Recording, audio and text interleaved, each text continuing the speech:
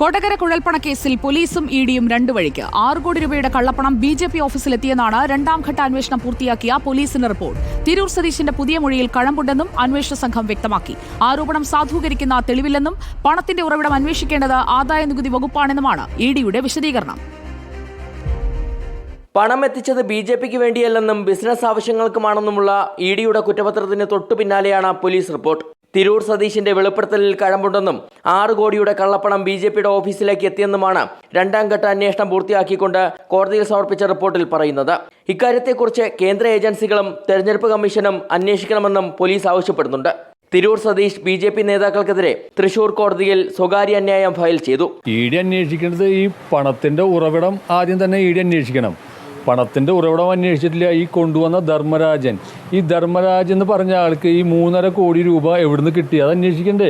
അതിനിടെ പണത്തിന്റെ ഉറവിടത്തെക്കുറിച്ച് അന്വേഷിക്കേണ്ടത് ആദായ നികുതി വകുപ്പാണെന്നാണ് ഇഡിയുടെ വിശദീകരണം. PMLA നിയമപ്രകാരമുള്ള അന്വേഷണമാണ് കേസിൽ നടന്നിട്ടുള്ളത്. കവർച്ചയ്ക്ക് ശേഷമുള്ള കള്ളപ്പണ ഇടപാടുകളെക്കുറിച്ച് പരിശോധിച്ച് നടപടിയെടുത്തിട്ടുണ്ട്. പോലീസ് കുറ്റപത്രവും FIRഉം കൈമാറിയിട്ടുണ്ടെങ്കിലും BJP നേതാക്കൾക്കെതിരായ ആരോപണങ്ങൾ സാധൂകരിക്കുന്ന തെളിവുകളില്ലെന്നും ഇഡി പറയുന്നു. റിപ്പോർട്ടർ, കൊച്ചി.